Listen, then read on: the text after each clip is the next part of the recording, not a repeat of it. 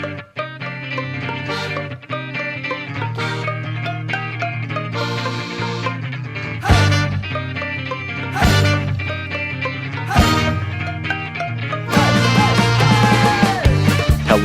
and welcome to episode 84 of the Sci-Fi Podcast. From Pittsburgh, Pennsylvania, I'm Nick Zoutra. On today's podcast, I am pleased to welcome Dr. Adrian Currie, Senior Lecturer in the Department of Sociology, Philosophy, and Anthropology at Exeter University. Adrian is interested in scientific method. How do scientists generate knowledge, and why does it work? He doesn't think there's a particularly interesting general answer to this question. After all, scientists are a motley opportunist bunch. They utilize a wide variety of methods and techniques in order to exploit varying lines of evidence toward a variety of different aims. Much of the philosophical action is local. This doesn't mean that us philosophers of science can't say anything general about knowledge generation, or the world. Rather, it means that such claims are best constructed in a piecemeal fashion. Much of his research focuses on the historical sciences, paleontology, archaeology, geology, and so forth. He argues that both philosophers and methodologically reflective scientists have underestimated the epistemic resources available for uncovering the deep past, and have missed the power of such sciences. Instead, he provides an expansive account of those resources. We should be optimists about our capacity to uncover much about the deep past. In addition, Adrian is one of the founders of and a regular contributor to Extinct, a blog covering the intersection between philosophy and paleontology. And thus, without further ado, let's bring in Adrian.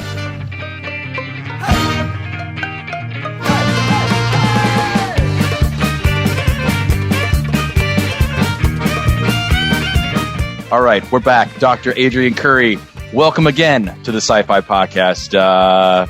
Good to have you. Good to have you, and welcome. Yeah, thanks, Nick. It's exciting to be here. Yeah, great. So as we were trying to get some sound things going, we were discussing, so figuring out how this term's working. You're currently teaching at the University of Exeter, is that right?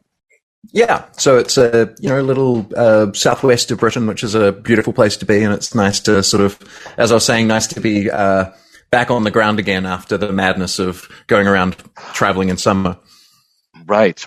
So how? Tell me how's your time been there, or perhaps tell me a little bit about the program there. What are things like in the philosophy of science at Exeter? Well, so Exeter is a really interesting place to be doing the philosophy of science because, particularly the philosophy of the life sciences. So there's in addition to the sort of philosophy program within the sort of big department of various disciplines, there's a center called Agenus, which is the Center for the Philosophy and Sociology of the Life Sciences. And so it's a kind of pretty unique environment where you have like a very strong cluster of philosophers, but also a very strong cluster of people doing science and technology studies, anthropology of science, sociology of science. And so you're kind of very much in a kind of really, I guess you call it interdisciplinary kind of context. We're sort of very much in the business of sort of smudging those boundaries. And so it's really fun being somewhere where, as it were, I'm not just talking to philosophers about science. I'm speaking to this like broad array of people about science. Very nice. And you mentioned there's this, is it a center of some kind or something that's kind of connected where it's a little bit more interdisciplinary? Yeah. So, one way of thinking about it is it's everyone in a genus is kind of connected to various departments throughout the university. But it's a sort of extremely active sort of research center. So think of it as kind of, it has its own physical location. We have a visitor program. We have talks and reading groups. So it kind of has the research activity of an extremely thriving department, except it's not a department. Right. A program, a center, something that offers, fellowships, things like that to get people, to get warm bodies there. Talking with that's the idea. Yeah. I mean, especially at the moment, sort of as we're all, I'm not going to say post-COVID, but kind of pseudo post-COVID, starting to try and remember how to interact with one another again and things like that. Yeah. How did your, your approach to like research, teaching, things like that? How has that been over the past little while? I mean, has that, have you found new ways of doing things? Have there been some growths in some areas? Like, well, certainly sort of, I think one thing, I mean, very early on in the pandemic, something that was really helpful to me in a sense was realizing that more or less the world was ending. So I didn't need to worry so much about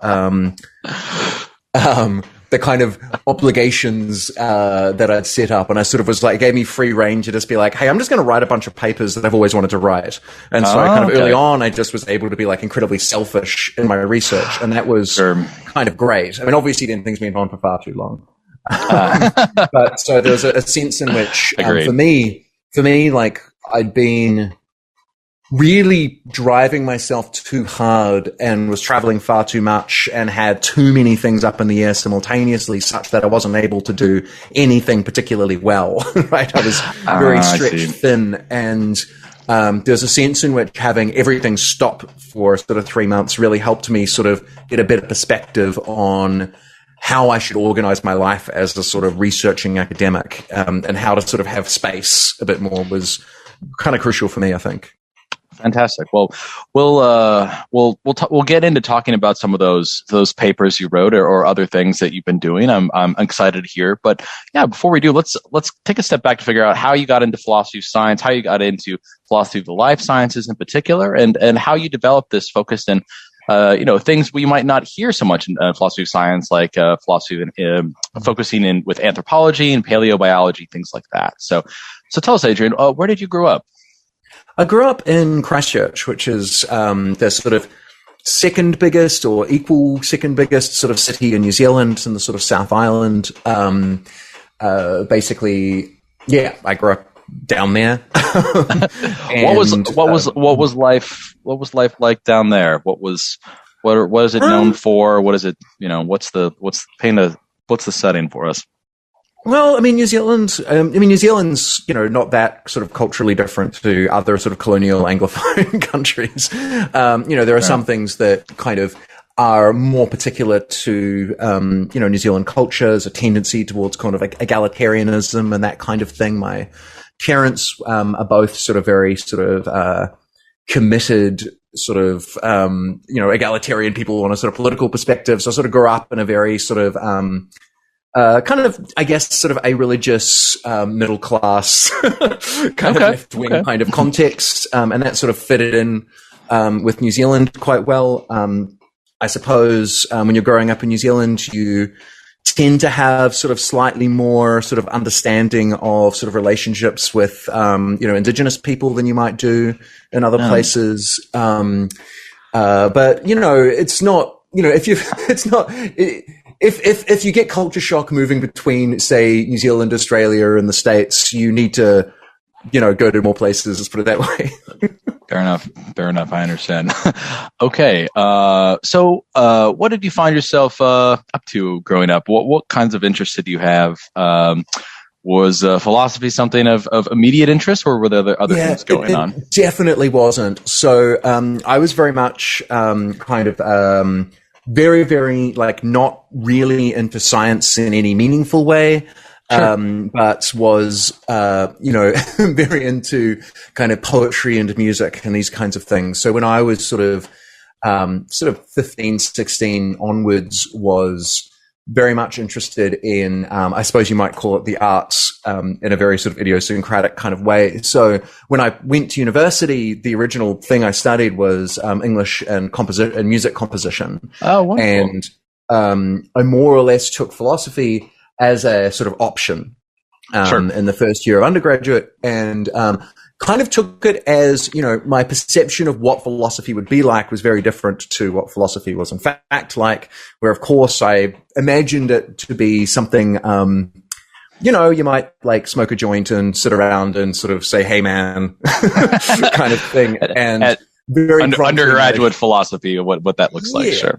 Yeah, and managed to very, very much like just fail my first exam outright, which was really shocking because everything else I'd done in sort of in like things like English, I found that I was a good writer, so I could just say some stuff and it would be all right. And philosophy it was one of those few times in my life where I failed at something in just the right way. It's made me go, wait. Usually when you fail something, you're like, oh, I'm not going to do that anymore. Where somehow I managed, this was the perfect fail. You leaned into it. That kind of made me go, oh, there's more to it than this. And so that kind of led me to sort of do sort of more and more philosophy. But I definitely did not, come into doing, my undergraduate degree with any sense of wanting to be a philosopher. I guess, for a bit there, I wanted to be a rock star. For a bit there, I was like a performance poet. I think, suffice to say, I think my parents were pretty delighted when it turned out that I was interested in something that kind of, it's funny to say given the academic job market, but the other options I was considering were even more ridiculous. Right, the probability of so in terms of music, what kind of? So I imagine doing some. Did you have a music group, a band? Were you a solo artist? Like what kind of thing? I played in bands a lot when I was think like late teens, early 20s.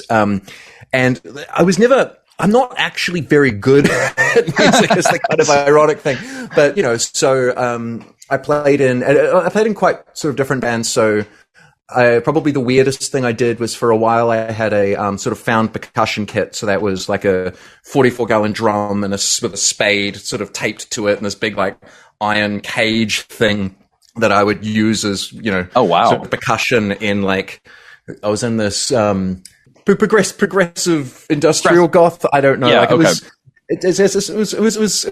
was a good time. So I sort of played in a bunch of these sort of different kinds of bands, and kind of did sort of performance poetry and was involved in these sorts of things. And then, so one way of describing my sort of misspent youth is I kind of transitioned from that to working for a bank. Complete opposite.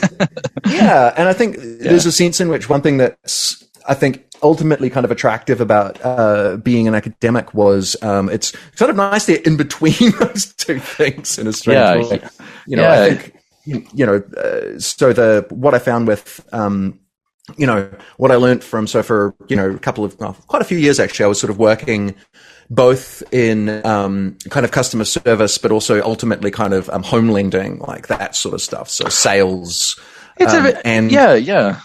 And found that it was something that I was extremely good at, but I hated. And it took me a really long time to realize that just because you're good at something doesn't mean you should do it.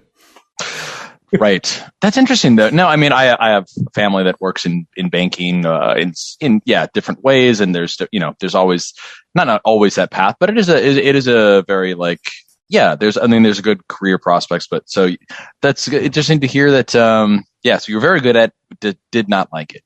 Whatnot. Well, I suppose one way of thinking about it was just, at first what was really nice, like having kind of tried to go this kind of more sort of anti-establishment punk kind of route in my life, sort of going, I feel like I'm like a real member of society. And there was something really nice about that, because I often felt really, just uncomfortable with how sort of outsider I felt. And it was very nice at first to be kind of, feel like you were a functioning, contributing member of society. But then it was just so horrifically alienating to sort of do that kind of work. And of course, there's absolutely nothing wrong with providing people with mortgages. It's not like I was working in I was more or less I was helping people who if you could help now, I'm sure they'd be very grateful. Like getting some lower interest rates, that would be nice. Yeah.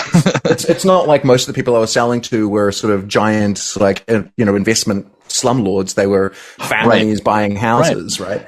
Sure. And that's sort of important. But the way the whole thing was structured, the sort of the all of that made me feel just deeply unhappy.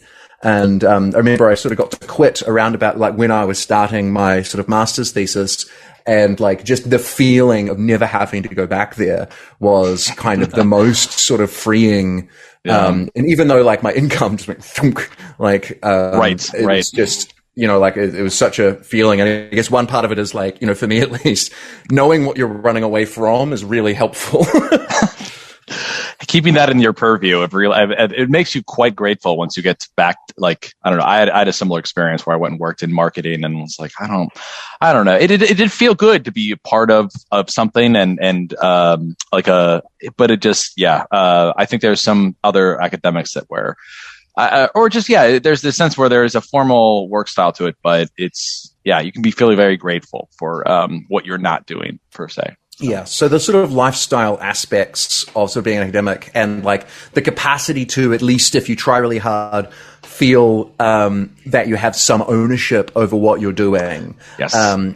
And of course, all the stuff about, a little bit of travel and a little bit of having control of your schedule and things is pretty great. Great. Yeah.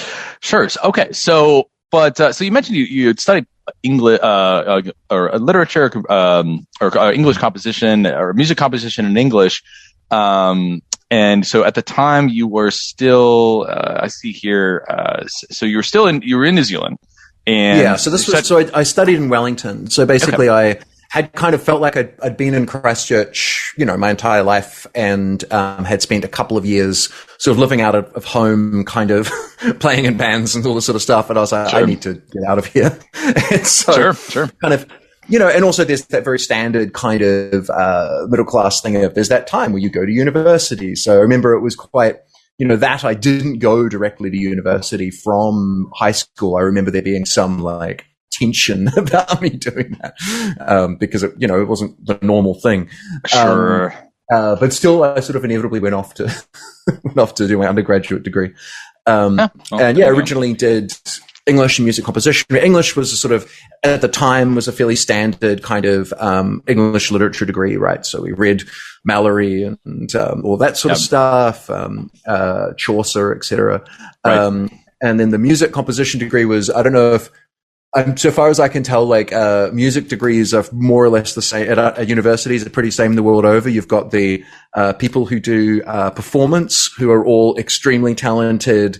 People who are sort of aiming to sort of be in orchestras and things, and then you have the composition kids who are just this bunch of like weirdos. I didn't know this. I didn't know the breakup. The composition students are always just sort of strange.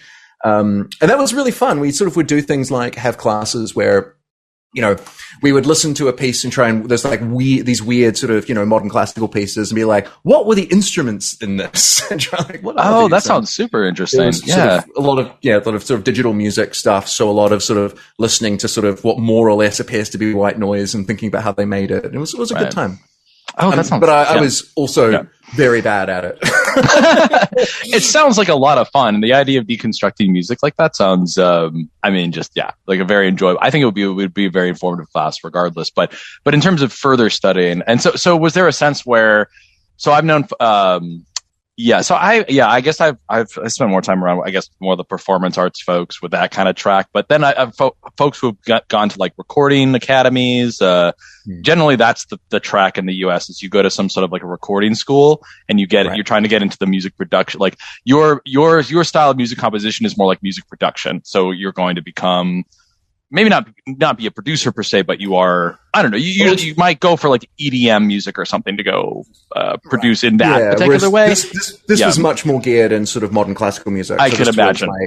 So this was in a music school. So we, and it was very like, me and a friend for one of our assignments wrote a piece called Dissection for Guitar that was a graphical score and just perform with an acoustic guitar, play with a knife and a spoon.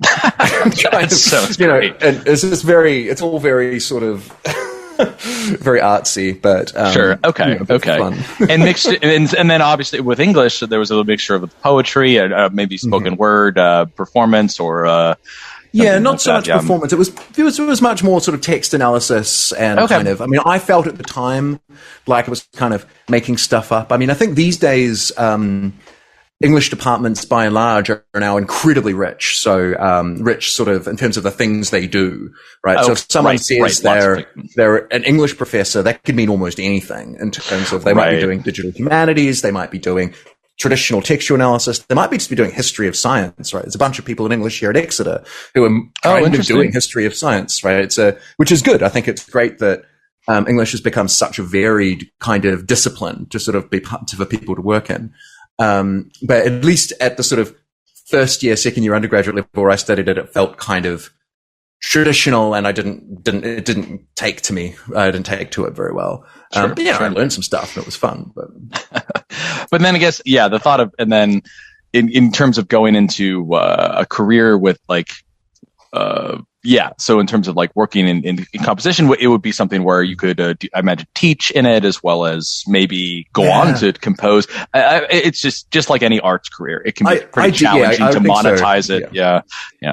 I definitely had no idea at the time. Like, this is you just want to do what you want to do. This is like 12 years ago. I had no idea. Right. You're not like, you didn't have this like I mean, some people do, but a lot of times, when you're younger, you might have this more, this feels good. This is stimulating. This sounds like something I could at least be worthwhile to learn right now. So totally understand. Well, I think I'm also, a very sort of classic case of coming from a certain level of privilege where I didn't feel the pressure to try and go, right, what's my career going to be? How am I going to sort of make money? And so, I think there's a lot of entitlement in how I was, why I was able to sort of have that kind of attitude. Sure. You kind of realize after the fact, or maybe during, but sometimes later, oh, wow, this was right. Yeah. I definitely wasn't conscious of that stuff at the time. Usually you're not. Yeah. I mean, okay. So then what brought you, was there like a turn in terms of then doing the MA in philosophy? How did that, how did that come to be? Yeah. So roughly, so part of it was sort of slowly realizing that actually, I did kind of have time, and philosophy was the thing I could do. So I very much just kind of fell in love with it. Like, I sort of, those first few philosophy classes, really sort of, grabbed me. There was something about, I think, the combination of this kind of really creative, imaginative sort of work, which is also at the same time extremely careful and rigorous. It's an extremely strange way to work. I just sort of fell in love with thinking in those kind of abstract spaces and those ways. The reason that I sort of found myself doing the philosophy of science, honestly, I think is massively contingent on where I was. So, at least at the time, the philosophy department at Wellington was, kind of analytic naturalist philosophy of science, by and large.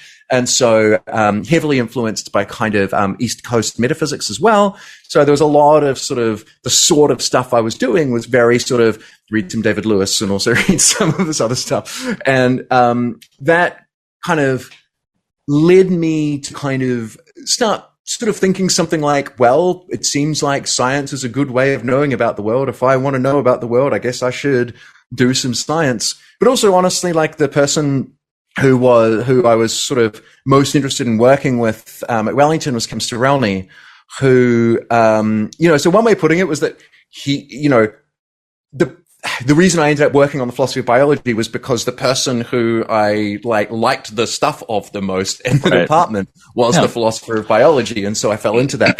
So I don't think there's any special reason about me that led me to work in those areas. It was rather that those were the sort of funnels in that sort of program. And, it's remarkable how much the kinds of things that you learn in the context of your undergraduate degree kind of just shape the way you see philosophy. And I feel like I've spent the last since then kind of just learning all these ways in which I'm biased and wrong about the way that philosophy works. So anytime you go to a different department, there's just this different set of things that they think are going issues. And you realize how kind of cloistered and biased your particular conception of philosophy is.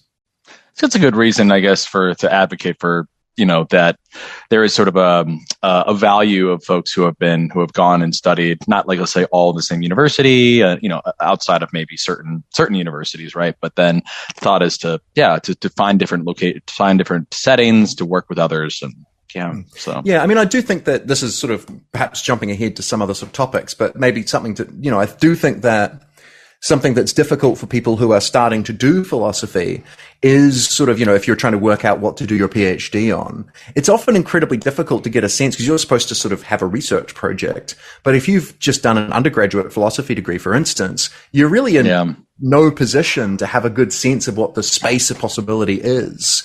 So one reason to, I don't like the American system usually, but one thing that I do like about it is those 2 years of coursework kind of at least give you a space to sort of get more of a sense of what you might do your PhD on. Right.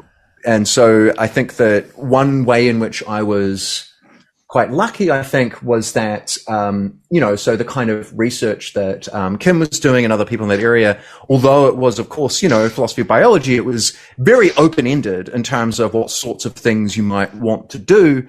And so I sort of felt more free to sort of explore, I guess. Great. Well, I'm happy to hear that you had sounds like a good time. A fulfilling time at Wellington. And so this led you to go about applying and doing a PhD in Australia at Australian National University. Is that right? Yeah. Great. How was that? How was going on? Obviously, I've known very well about ANU. I've never visited, but I've just heard it's a great place to study. What was it like there? Really intense. Very, oh boy. Very, very, very intense. So, it was one of those places where being present and being engaged in research generally was highly valued, and things were really sort of structured around it. So, it was more or less expected that you would be going to talks. It was very, very expected that at the talks you would have things to say. There are some things about the sort of culture at ANU which, at the time that I kind of, that now are a bit more worrying. There was a bit of that kind of aggressive kind of approach to doing stuff. You wanted to be, all the graduate students wanted to be the one who's got the knockdown sort of question, all that kind of stuff. And I think that, I think maybe a lot of sort of philosophical communities who have sort of spent the last decade or so learning that it turns out you can be really, really rigorous, and that without being aggressive. So I think what I learned that was incredible there was this, capacity to really engage with the philosophical ideas in real time in those sorts of contexts. And the thing I had to unlearn later was how to do it in a way which is more constructive and less just stress testing. Right. Well, that's good. And so some of the things that you're alluding to, certainly we've been written about in, metadisciplinary posts or writings reflecting on best practices, and it's interesting, because the thought is speaking in terms of how might your undergrad or what influenced the way in which you view philosophy, it very much so the culture of your graduate study could certainly influence how you expect things to happen, what you expect to do, and then what you carry on to continue to supervise in your current program, which is more than likely not going to be at the same institution. And that can be really tricky. So I found going to other places quite hard because you kind of have this expectation about how sort of research communities are going to work. Right. And if you've been at one that's that sort of focused and intense, it takes a while to sort of jig yourself. I don't have that problem at Exeter because there's a lot going on, but it is kind of a challenging experience as you sort of spend 4 or 5 years learning how to not just do philosophy, but sort of be in philosophical contexts, and then learning that actually those contexts are really diverse and you have to learn to be flexible. Great. Well, so tell us a little bit about your dissertation project, how it came to be, what you ended up claiming. How did it get on?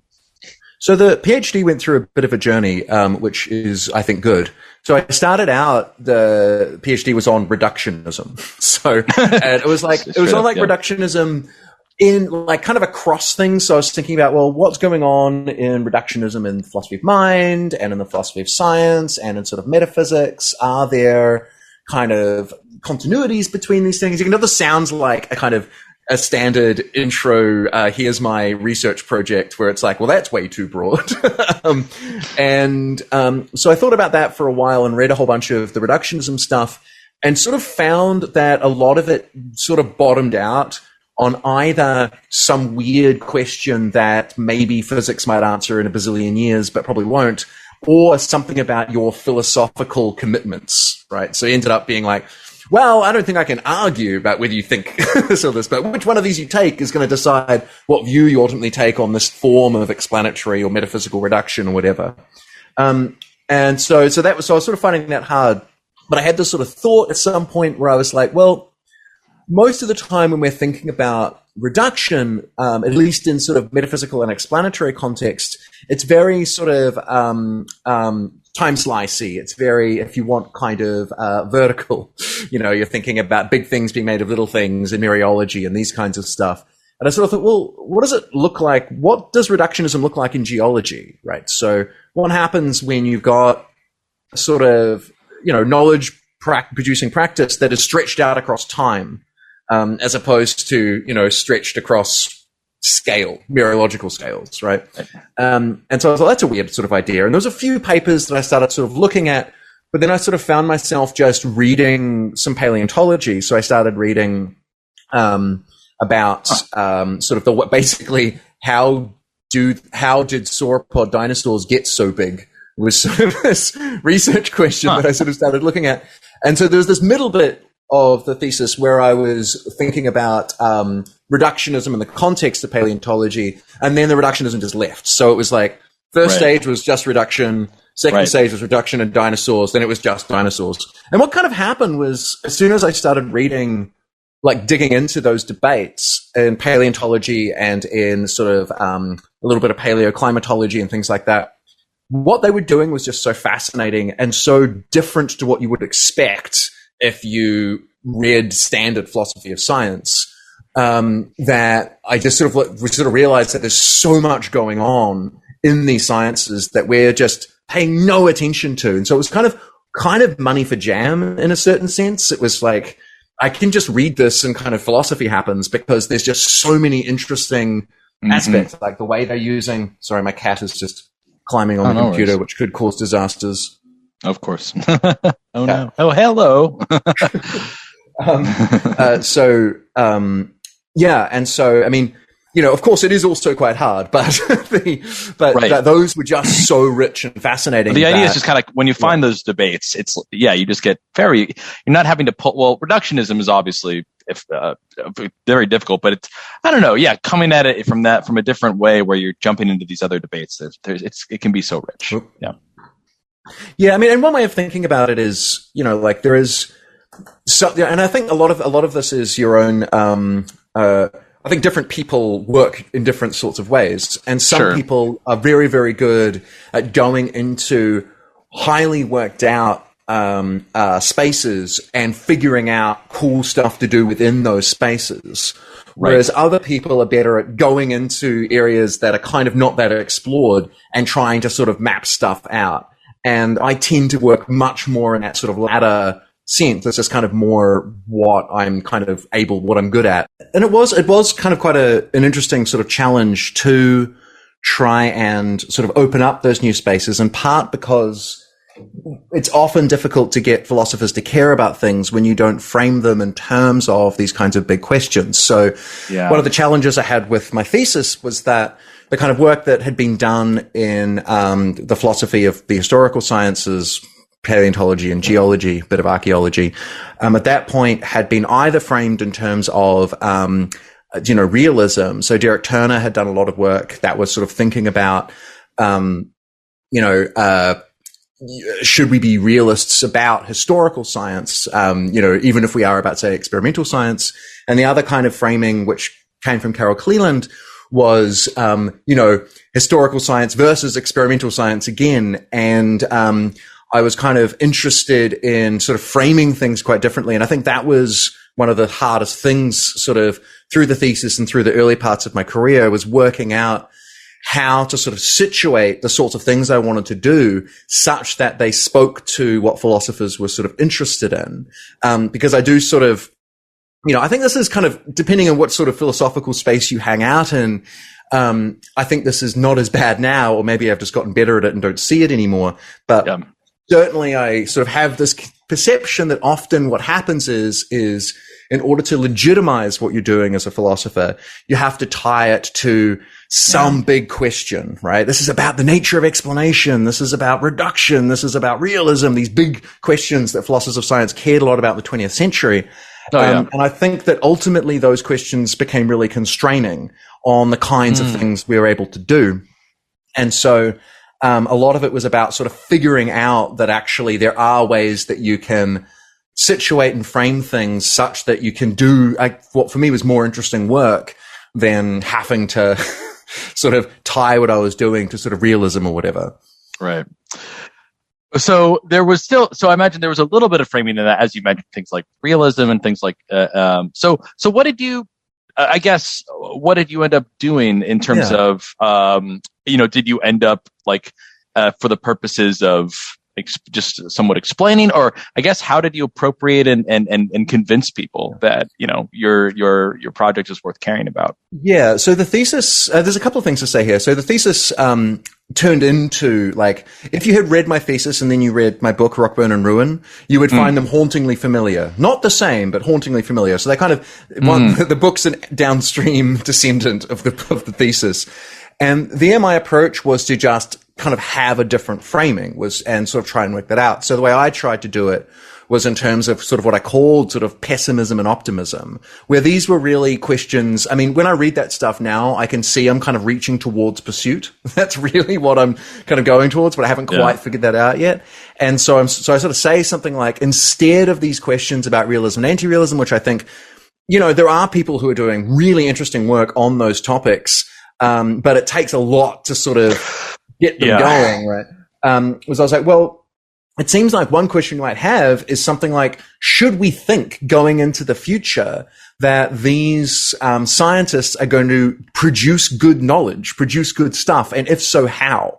What sorts of strategies are they adopting? And what can we normatively say about those strategies that make sense of what they're doing? And so the book is this kind of, and the thesis was this. These sciences, I just want to be clear. So things like geology, paleontology, archaeology, are there any other historical sciences you would include? Like, mainly those. So in terms of the list, I mean, there's obviously, my official philosophical position is there's nothing in itself interesting about what are often labeled the historical sciences. I don't think there's anything particularly special about it being historical. But generally what you might say, I would probably say sciences that are actively using traces, using some record, if you want, to kind of get a grip on their subject. So there are, things that are clearly have historical bent to them. Something like evolutionary biology has this kind of, historical kind of feeling to it, but they're not often really engaging with actual, real careful sort of records of the past. They're rather thinking about current animals as in terms of sort of past things. So there's a sort of fuzzy boundaries there, but also absolutely stuff going on in various areas of sort of astronomy and cosmology. Like those kinds of sciences and there's some really fun work being done that's sort of thinking about the sorts of issues I think about, but in terms of let's call it physicsy stuff that I don't understand good. And also sort of human history as well, right? So there's a whole bunch of those issues, but my focus was very much on, like in the thesis, the two main case studies were one from paleobiology and one from sort of paleoclimatology. So sauropods and snowball Earth, basically. Right. I'm seeing this here. Mm-hmm. And both of those were, the book was really, and the thesis was a sort of long sort of argument in favor of sort of optimism, where it was like, hey, actually, what these folks are really, really, really good at is coming up with these opportunistic, creative, often really messy strategies for doing lots of good stuff with really, really limited evidence. So they're working under sort of certain types of epistemic poverty. But they're so good at drawing things together and drawing things in and using all of these different strategies, in really sort of remarkable and apt ways that they really do produce way more than you would anticipate. And so that was kind of the sort of the argument through that set of work. Was this in some ways responding to, I know you mentioned this is sort of new territory for a philosopher like yourself, or someone just trying to think about these from a from a broader perspective. But was this responding in some way, or looking at more of a position of pessimism regarding these sciences, and that, the way they're operating is like they're trying, but there's kind of a sense where the evidence that they're working from is not that great. It's it's literally in the past, but like way in the past, such that you have everything working against that. Maybe the consequence that should be, I don't know, either that we should adjust the way we see these claims that they're making, or their findings, or desire for different kinds of evidence, or not take them, downgrade or see them as I don't know, the kinds of progress or knowledge that's being built in by these sciences should be qualified differently. Yeah, so there's a lot of work to do, sort of finding foils in the right way. And I think this is something that is challenging when you're sort of doing philosophy in this mode, where often it's like, there's this thing that people kind of say, like, kind of casually, this kind of attitude, and you can occasionally find someone outright saying it, but not that often. So certainly amongst scientists, including, paleontologists and archaeologists themselves, but also particularly, non-historical scientists, if you want, who sort of have these attitudes that are like, hey, that isn't really science, you can't do experiments, something like that.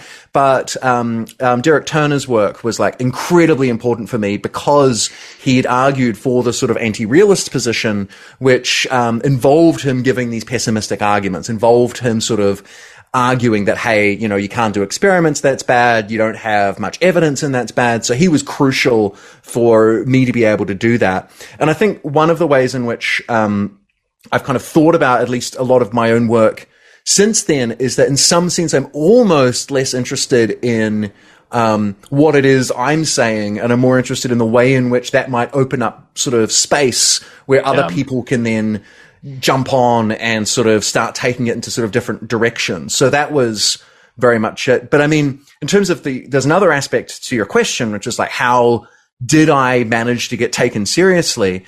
And a lot of that was some fairly conscious social engineering, basically. So myself and Joyce Havstad and Leonard Finkelman and Derek Turner started this blog called Instinct 8 years ago or something.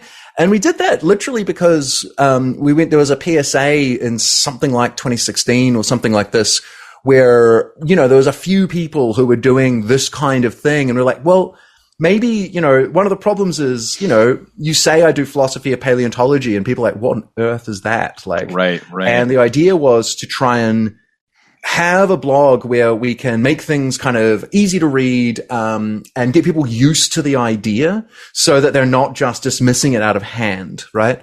And so far as, it's very hard to actually tell what effect that had per se. But, now there are quite a few people who are, there's quite a remarkable number of graduate students at the moment who are doing work. What's wonderful is that they're not necessarily really directly engaging with me per se, but what they are doing is, because part of the point is there's so much work to be done in these areas that just jump in, grab a case study and see what happens. And so it's really gratifying to me to now see that there are quite a few people and quite a few workshops and sort of things happening around the place where folks are really starting to think about these sciences. And incredibly difficult to tell like how the influence actually went, but I sort of had this sort of sense in which by putting it out there in that way meant that when my papers went to journals, or when referees got them, or when I put things into conferences, people weren't just going, well, that's weird. They were like, oh yeah, I vaguely know that people are working on this, so I'm going to take it seriously. Yeah. And so we ran that for sort of 4 years or so, and it's been kind of defunct for a while. We might be starting it up again soon, so, watch the space. So there was some sort of quite conscious, and also doing things like, have a sort of special issue here and there, and try and create spaces where people can come in and start working on this stuff. Right. No, I don't think I've read the blog, but I've definitely I've heard of it. I've at least seen it covered by maybe some other philosopher magazines. I think just for creating that space for people to come together is really, just as we see the hyper specialized. I wouldn't even call this hyper specialization. This is not, I wouldn't say this is an example of it, but just an example of just a focus on a collection of grouping of sciences, right? Like, I mean, you're seeing, if you look at the PSA coming up this year, I mean, you see so many different special working groups. But this, I don't know, this is like I don't even know how to map or name these parts that you would describe. I mean, I think the historical sciences is, I know you said there's nothing maybe, there's no real content necessarily there, make it somewhat distinct per se, but it's nice to have something, because there are certain questions that revolve around those sciences that people can talk about so. Yeah, it turns out that like labels are kind of important. I mean, one of the awkward things about it is that there are a lot of people who are doing this stuff now are kind of interested in like what they'll often call geosciences. So they're looking sort of geology, and geology is not always historical, right? A lot of the time it's looking at current processes and things like that. And there's huge amounts of sort of overlap between those discussions, but it makes it awkward to call it historical science if someone's rocking up and right. We have to be careful about something historical. But that's a part of the game. But it's definitely true. I mean, one of the things, like talking about specialization in the philosophy of science, like just look at the landscape of the PSA. It's so different now than it was 10, 15 years ago, right? So that's now like it's so much more diverse, and I think that this is like very, very good. Okay. No, it's interesting to hear. I think there are certain folks like yourself who come from seeing this as a very good thing. I think some of those, the old guard, are a little bit, they're a little, I think they appreciate all the different projects and things, but, the folks who would, introduce themselves at a thinking, saying, oh, I work on causation or something like that. Like it's different perceptions. But I'm fascinated by this rise and this work. So what, so we kind of jumped ahead a little bit, but so your dissertation, on the historical sciences, getting people together. So this happened, so the book, the dissertation which came, the book came out in 2018, but during this time, you're studying, you're finishing from Australia. What happened next in the career trajectory? I had to finish the thesis fairly quickly because I was sort of lucky enough to get a postdoc in Calgary. So that was with, nice. I worked with Mark Hershevsky and various other folks in Calgary for a couple of years. And that was really wonderful. Yeah, they have a great program out there. Yeah, they do.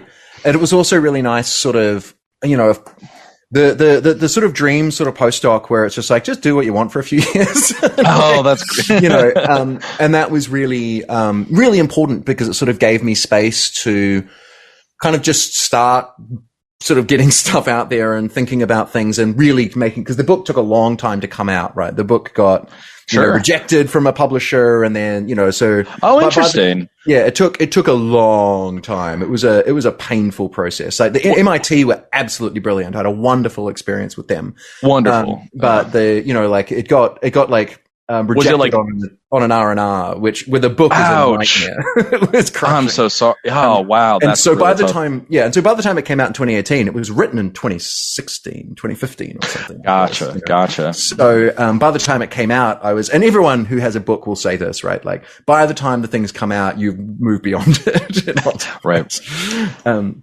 Yeah. Okay. No, well, I've heard very good things about MIT Press, especially they're just very friendly with philosophers of science, and so, but yeah. They also had, I have to say, an amazing copy editor. Like it was they went through and they made my prose more readable and less idiosyncratic, but also still in my voice. And it was like, it's the nicest thing I've written in terms of reading it. Like everything else feels like really mucky compared to that book. It's really like you read this, you're like, wow, I sound great. This is amazing. Yeah, exactly. This is like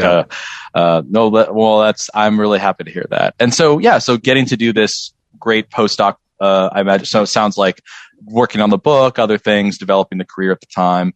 Then it looks like you were able to secure a postdoc at Cambridge for a little bit. So that was this wild handbrake turn where roughly, so there's a center in Cambridge called the Center for the Study of Existential Risk, where existential risk is basically, the way I like thinking about it is like a risk to the existence of something. So it's not about the probability of it happening or the damage of it happening or something like that. It's like, no, this thing might stop being there, which is usually focused on kind of human level extinction, right, events kind of thing.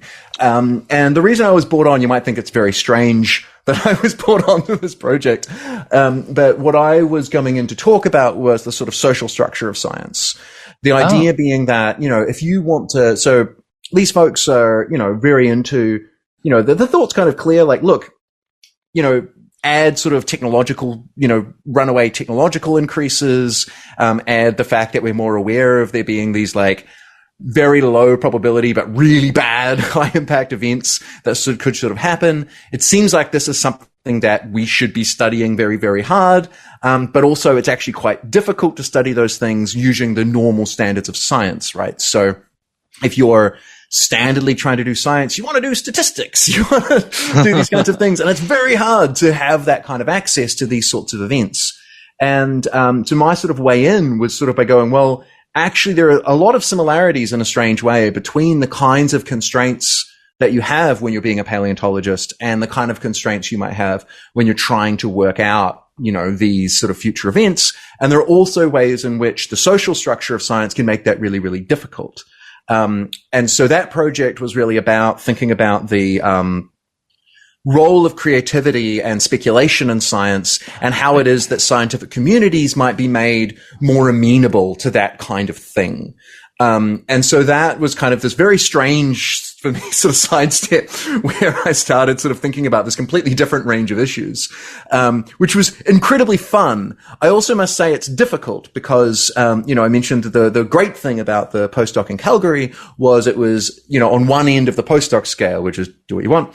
This was a much more sort of, this postdoc were things I wanted to do, that they wanted me to do. And I was able to do them. But, I think many people who become philosophers are kind of a bit selfish, and I'm a bit selfish. Sure. It was kind of tricky to really motivate myself to do some of that work, but I'm incredibly glad I did, right? It was really, really interesting to sort of spend time in those very, very different kind of academic spaces. And so that got me into, thinking about, sort of risk and, but mostly the sort of social structure of science. Great. So I guess, could you tell us a little bit about then, the focus on thinking about the existential risk, but then so what kinds of claims or what kinds of things were you defending in terms of creativity across the sciences? So one way of thinking about it is, think about the sort of incentive structures that kind of scientists face. And scientists, a bit like philosophers, most academics, right? And here I'm thinking about academic science rather than science or Exeter. You're in a situation where there are various sort of forces which are leading towards conservatism, right? Where I mean conservative about the kind of work you do. Just want to check that you're still here. Yep, you're still here. Oh yeah, hold on a second. Oh yeah. So, Keep talking. Our internet is it's coming in. It's fighting. Yeah. But I'm gonna. Oh, come on. Okay. Come on. Here we go. Sorry, one moment.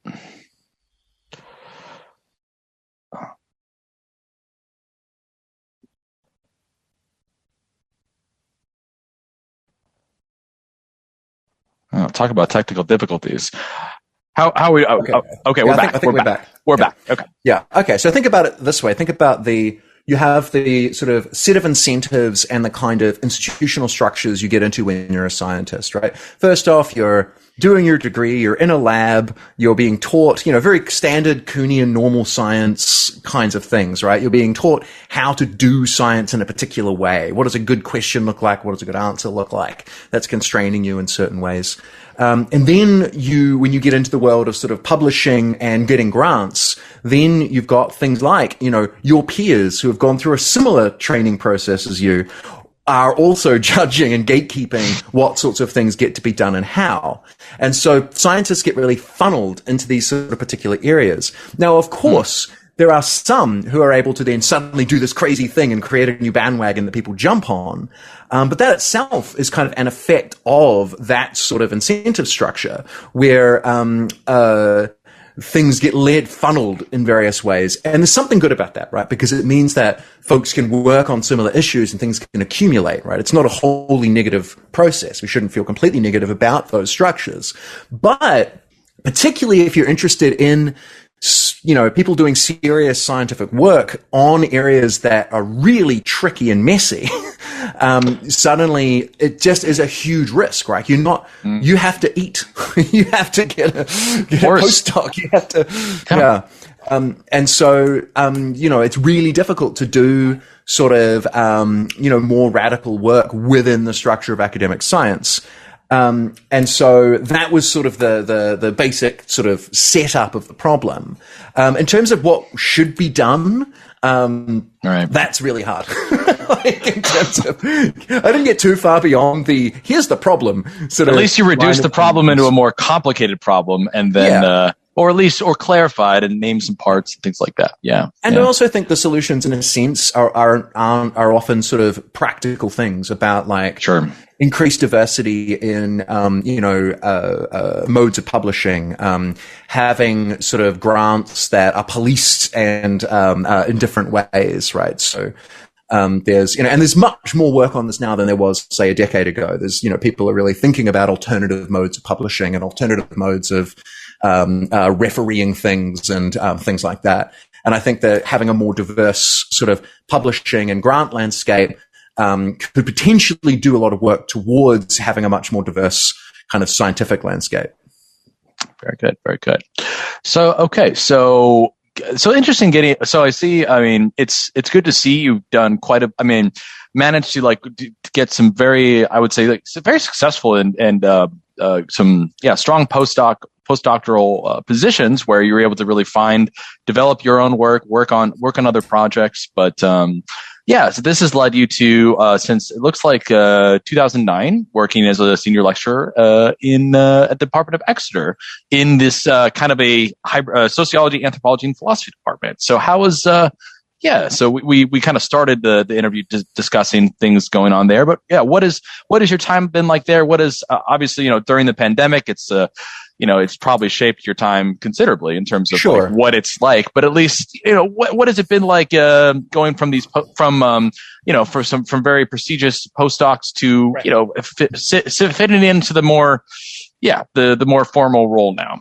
Yeah, well, it's worth saying that there's this annoying thing with the relationship between postdocs and entry-level permanent jobs where the postdocs, you have a lot of time to do stuff, but also you're living wildly precariously. And I was incredibly lucky. So I, managed to have a good 5 years or so where I was on postdocs. There wasn't a point where I didn't have a job.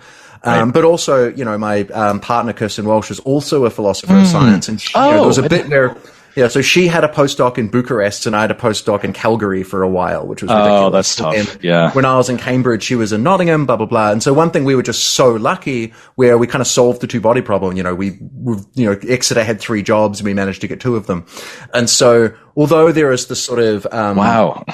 you very quickly... I remember when I was a postdoc sort of being annoyed by the sort of kvetching that the people with permanent jobs would have about all this admin they have to do. I now do that I now complain about that. I'm very guilty of that. It's work. It is work, and that's okay. That's, I understand. I think it's also something that's worth sort of speaking to, there's this thing where folks who are in precarious situations, again, I was, it was horrible for me and I was so lucky. So, terrible for other people who are even more precarious, is that when you go into a sort of permanent job, a whole range of different challenges kind of come in. It becomes a lot more about protecting your research time and working out how to navigate these kind of Kafkian systems that universities have kind of built for us. And so it's so you sort of, there is a real gear shift that sort of happens. I do think for me that it took me a long time to get over the job market and all that. It took me, a good few years for me to feel kind of okay again, if that makes sense. Sure. Well, I imagine even those times during postdoc, it's probably actively searching or at least toward those end, or maybe throughout the whole time. And it's a lot of pain, a lot of frustration, all the while. Yeah. So, it's brutal. And again, sort of course, it's very hard to, really ascertain how things have been at Exeter, in part because you said the pandemic, but also in Britain, we've been striking on and off for the last since I started. Even before, and so things are, I continue to be sort of optimistic about the future. But certainly in terms of the research environment, at Exeter, like in a genus, it's such a, rich and open, kind of place for doing really, really, you get sort of such a wide variety of, different people doing different kinds of things, which if you're someone like me who what's the way of putting it? I have a very short attention span, and it's really useful to me to have people throwing different things at me. and so, for me, it's really, really wonderful. Also having sort of a very active kind of, visitor program. So we've got people coming through quite often and those sorts of things. So, it is an incredibly wonderful place to be during an incredibly hard time, I think is the way to put it. Wonderful. All right. Well, tell us a little bit about, before we get to sort of our end question, tell us a little bit about, your current projects, your current focus, if there's any recent work that has come out of that you're excited. So there's probably, checking if you're still here. I'm still here. Yep. There's probably, maybe sort of two things, that have happened. So that I'm working on at the moment. One is a, sort of continuation of the let's think about our knowledge of the past kind of project. Right.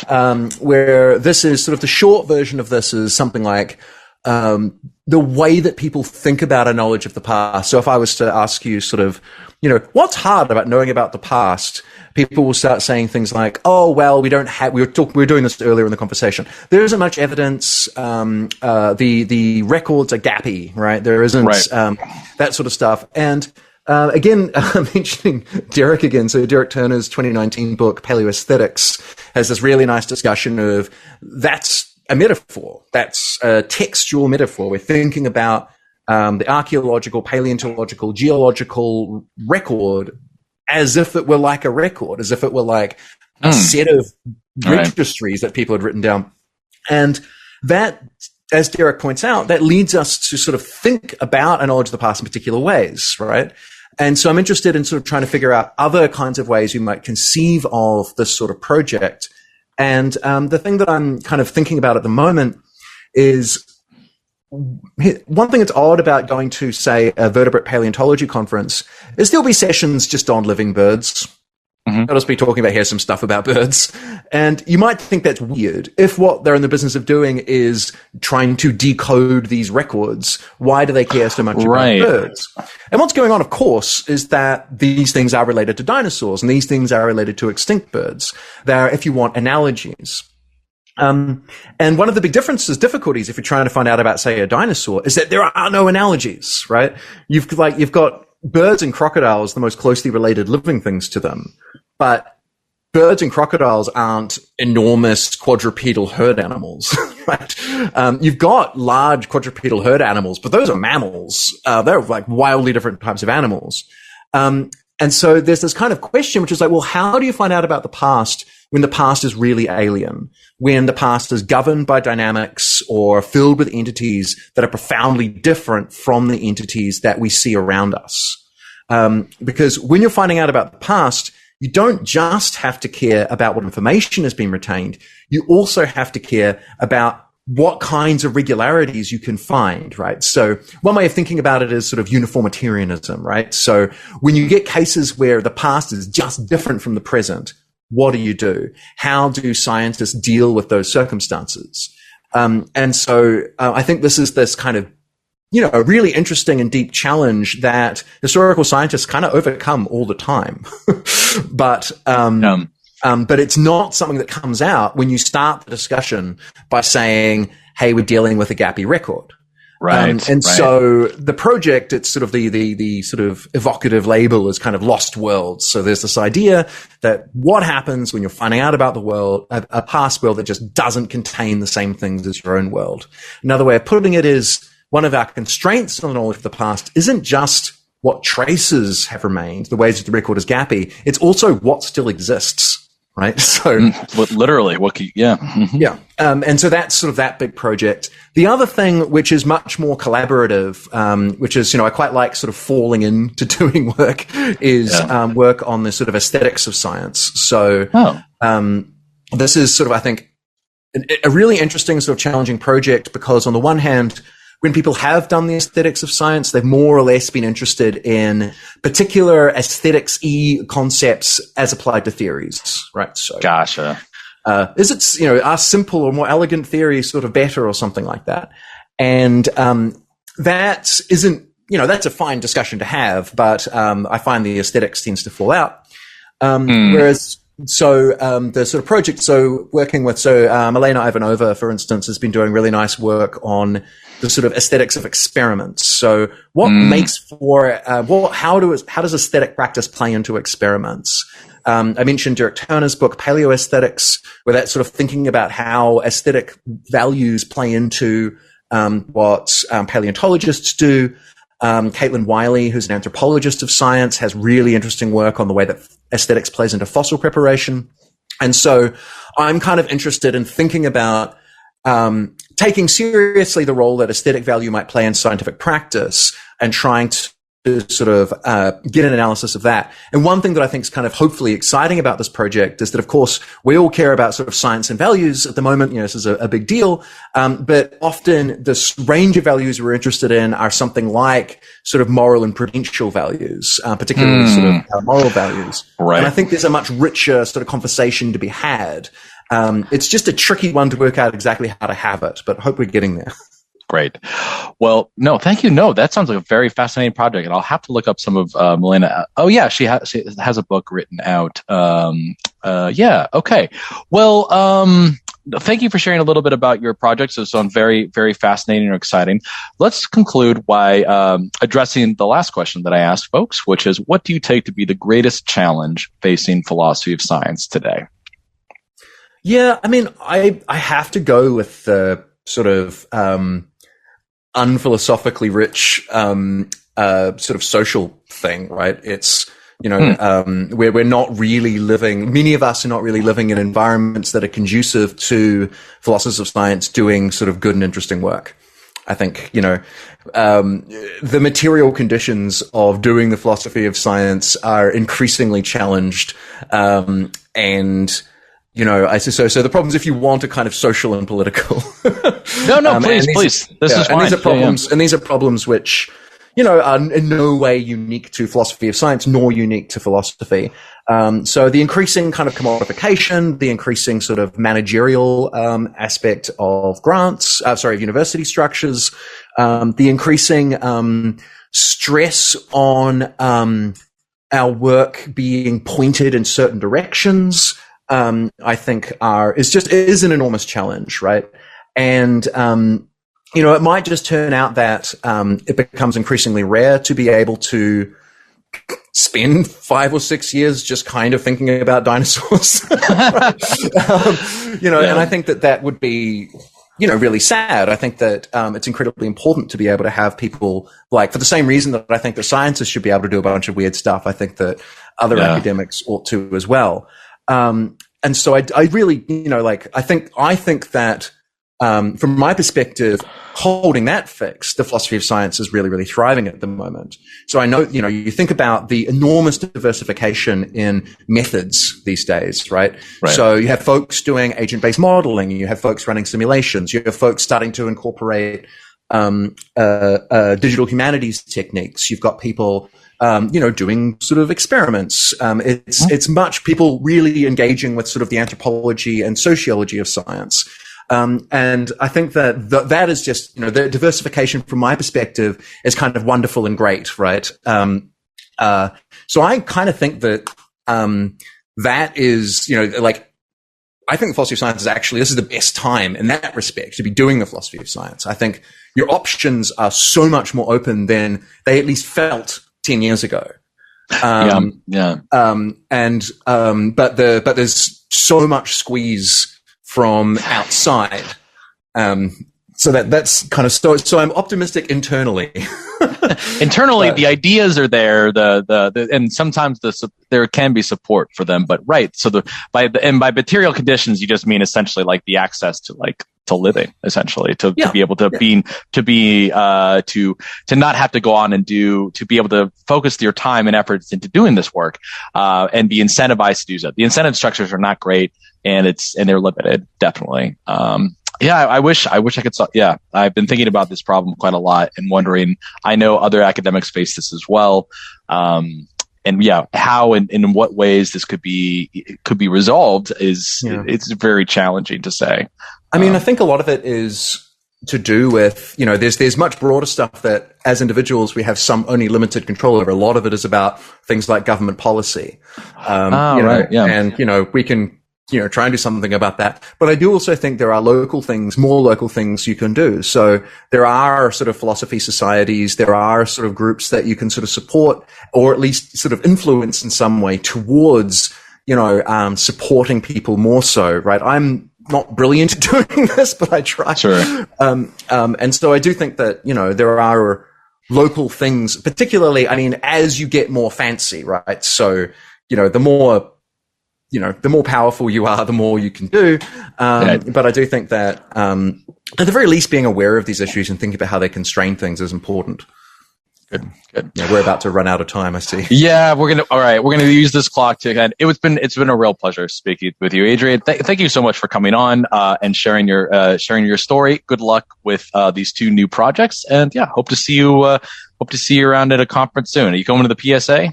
I am. I will be at the PSA. Okay, I'll hopefully come and say hello. But anyway, great to see you. Take care. Thanks, have a good rest of the day. Bye bye. See ya.